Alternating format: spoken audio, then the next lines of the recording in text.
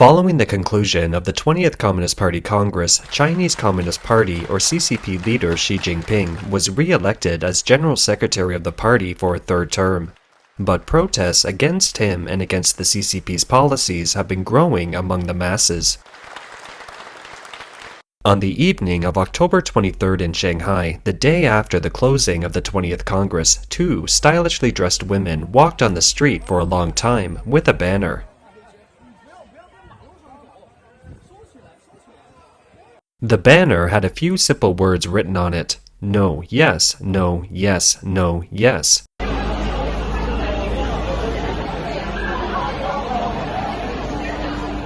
They seemed to have some companions walking alongside them.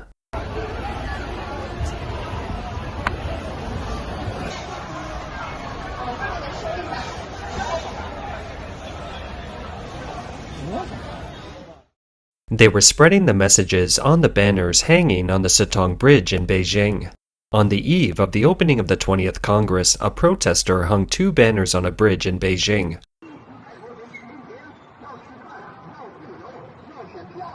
One of which read, "No nucleic acid but food, no lockdown but freedom, no lies but dignity, no cultural revolution but reform, no leaders but votes, no slaves but citizens." Li Qiang 同志。对啊 Comrade Li Qiang. Li Qiang, the party secretary of Shanghai, joined the highest level of power at the 20th Congress, becoming a member of the Standing Committee of the Politburo. It's widely predicted that he will be inaugurated as China's premier next year. Previously, Li Qiang was criticized by the public for locking down Shanghai. In early April, the city of Shanghai, with a population of 25 million, went into full lockdown, triggering serious collateral damage and widespread discontent among residents who were stranded by shortages of food and medical services. The results of the 20th National Congress suggest that because Li Qiang is bent on carrying out Xi's instructions despite public discontent, he is considered the most loyal in Xi's mind, and that is what the Communist Party needs.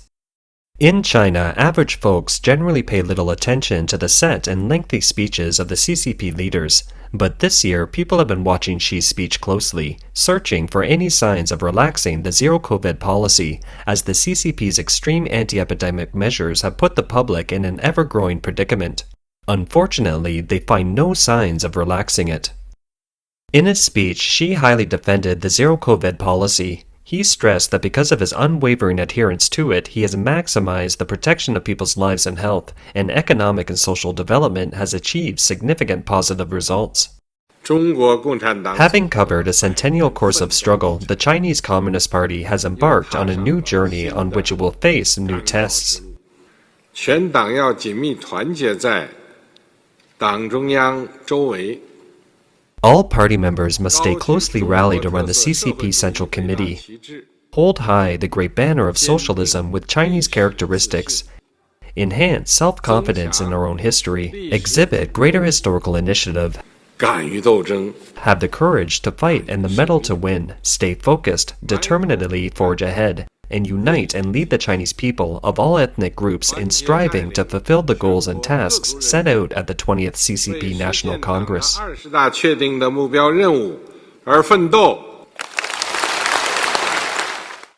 Xi's speech didn't acknowledge in any way the social and economic pain caused by the zero-COVID policy. For the foreseeable future, lockdowns, mass nucleic acid testing, health code scanning, quarantine, and travel restrictions will all likely continue.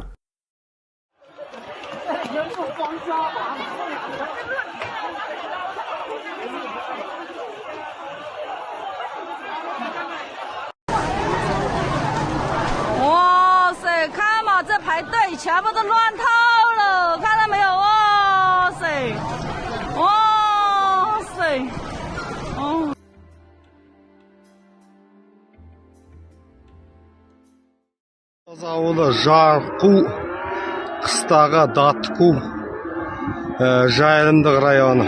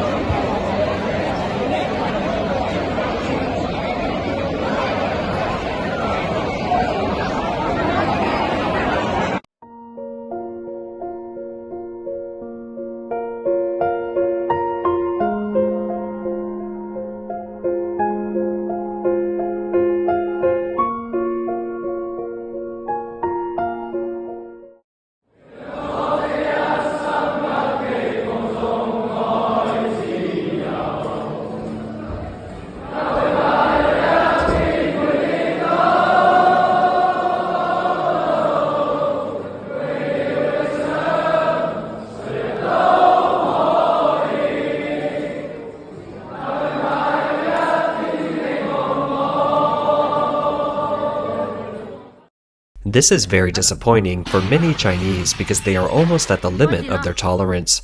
This man is angrily smashing into a nucleic acid testing site.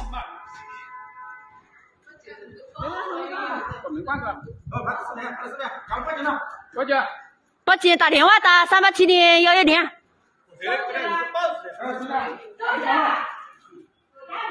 报警了，打电话了，你话在那做么个？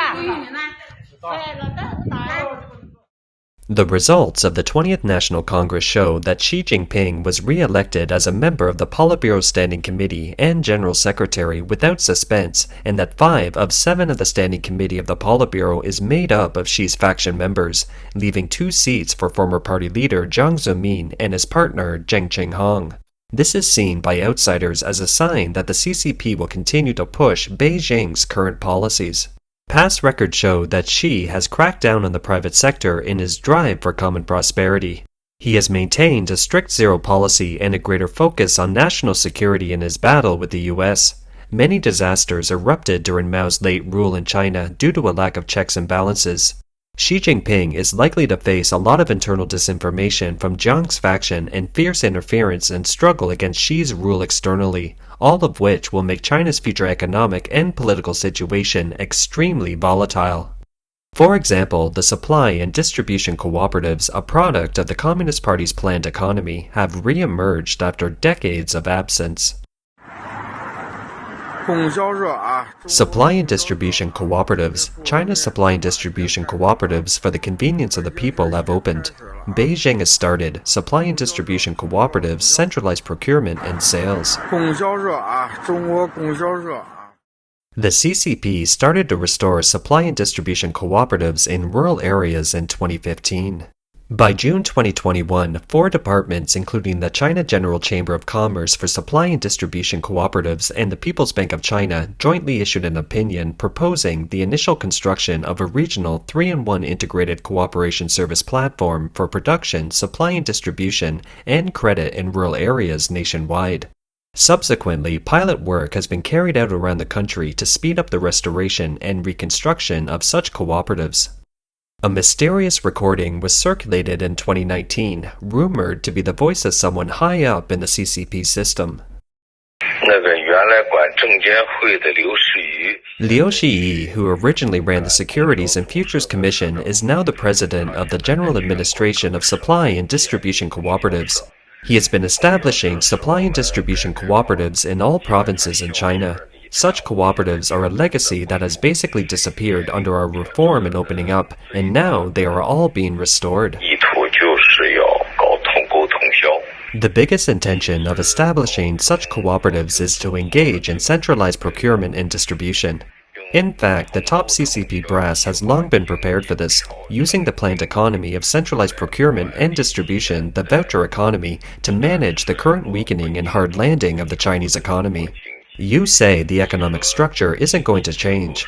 If society has gone completely back to the planned economy, even if you want to start your own business, there is no way to start. According to Hubei Daily, on October 17, 2022, by the end of 2021, the total number of grassroots cooperatives in the province reached 1,373, basically achieving full coverage of rural townships. The number of peasant members increased from 51,500 in 2016 to over 300,000 in 2021. If the CCP monopolizes the market through the full implementation of the supply and distribution cooperatives, the share of the market economy will be greatly reduced. In the current state of the epidemic lockdown, there has been much room for corruption and very little efficiency in the centralized distribution of supplies. It looks like a trend is on that the CCP is trying to squeeze out all the private and foreign supermarkets through a period of cheap dumping by creating supply and distribution cooperatives in the cities. After the small and medium-sized enterprises are broken down, state-owned enterprises are able to dominate the market, and a new model of a planned economy will gradually take shape. This is despite the fact that on October 25th, 6 Chinese ministries and commissions, including the National Development and Reform Commission, announced 15 measures to attract foreign investment into the manufacturing sector in an attempt to expand the inflow of foreign capital and stabilize foreign investment. In relation to concerns about the CCP's zero-COVID policy, the measure said to facilitate the entry and exit of multinational companies, executives, and technicians of foreign invested enterprises and their families under the premise of doing epidemic prevention and control. All places should provide convenience for foreigners to China. But such information does not restore trust in the CCP, as the credibility of its official rhetoric has been widely questioned. On the contrary, although the source and credibility of this alleged audio recording of a CCP executive circulating on the internet is not known, it appears to be quite credible in light of the progress of CCP policies.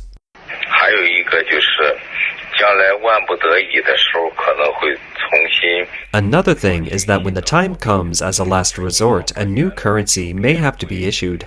Banks will have to take back the old money that's out there. It means a lot of money that people have hidden under their beds will have to be brought out, or it will become void. Using this method, you can wash out all the underground money to solve the problem of not having enough money now. All these methods will be used, so let's all prepare early. The official said, "I told many friends 3 years ago that you have to be prepared to live a hard life because we are moving towards a planned economy, really towards a planned economy. Individual businesses and assets from the private sector all have to be eliminated. The planned economy won't allow you to mess with things outside the plan. The CCP will take over all means of production. It'll be impossible for you to make money again. So think ahead. How are you going to live? This is the important thing." Another thing is, if you can get out of China, get out. Don't go to the US. In the future, it'll be an enemy state of China. All your assets might be confiscated there. Find a neutral place to settle. After getting your assets out, you might as well just eliminate your household registration. Otherwise, you will still have to pay taxes for the overseas assets since you still have a Chinese household. So real wealth is what's not known by the government. That's what really belongs to you. Besides, it's too late to think about wealth. The next step is to think about our survival. All of the above has created pessimism among wealthy Chinese about the future, and many business families have initiated plans to flee. According to the Financial Times, David Lesperance, an immigration lawyer who has worked with wealthy families in Hong Kong and mainland China, explained that Xi broke the custom and won his third term in office. It's a turning point for China's business elite.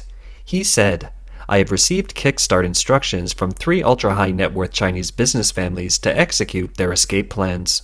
He also said that many of his clients spent years preparing to leave China, legally moving their money out of the country and arranging homes and new citizenship for their families outside of China. Wealthy Chinese are not only worried about the increasing taxes imposed by the CCP, they are also increasingly concerned about their personal safety. These fears have been heightened by the temporary or prolonged disappearance from the public eye of many prominent business figures in recent years. The Financial Times said the number of family offices in Singapore has skyrocketed 5-fold between 2017 and 2019, nearly doubling again from 400 at the end of 2020 to 700 a year later, according to City Private Bank. Setting up a family office in Singapore is a way to transfer assets as well as obtain permanent resident status in Singapore. Ryan Lin, a director at Singapore law firm Bayfront Law, said he was approached by 5 families during the 20th Congress in mid-October to set up family offices in Singapore, with 3 of them underway, the newspaper reported.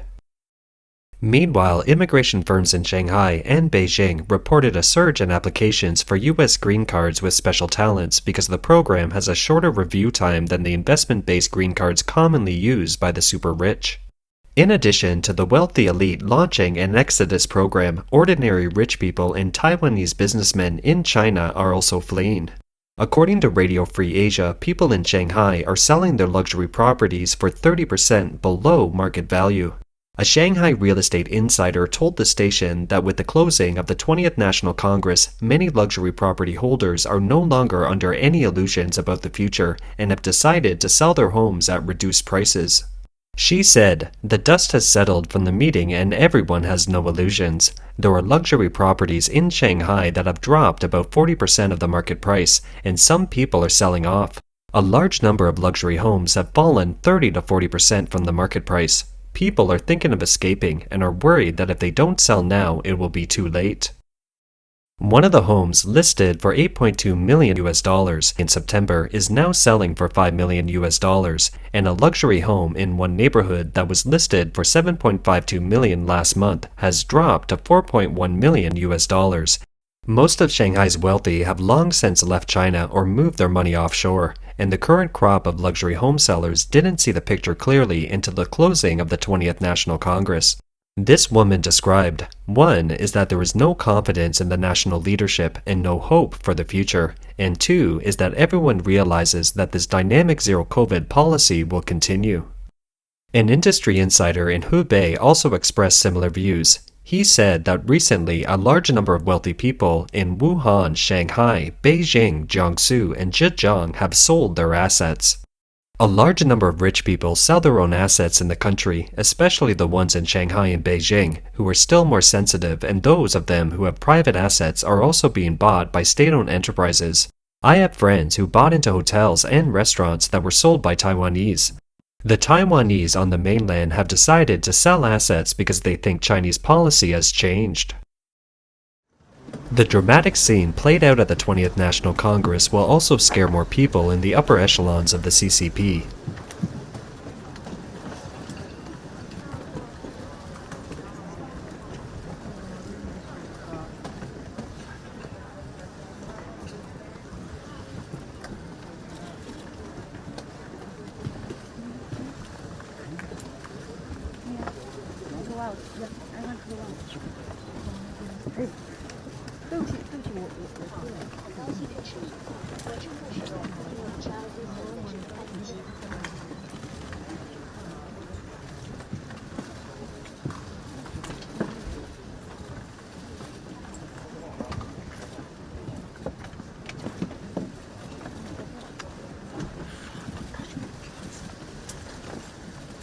The actual scene about former CCP leader Hu Jintao being escorted out of the closing ceremony has also surfaced. It appears that Hu may have discovered a different list of Central Committee members, and he found out that all the top officials of the League faction under him have been purged from the top of the CCP. He might have wanted to express his views but was stopped by the two officials sitting close to him. That is Li Jianshu and Wang Huning. One is a close associate of Xi, and the other a former party leader and Jiang faction executive.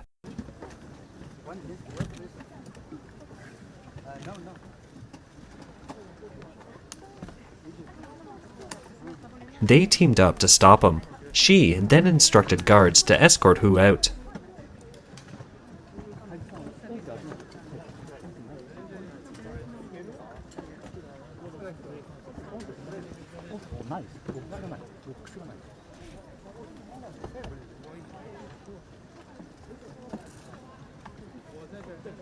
Some sources said that Hu and his family were then placed under house arrest, which isn't surprising.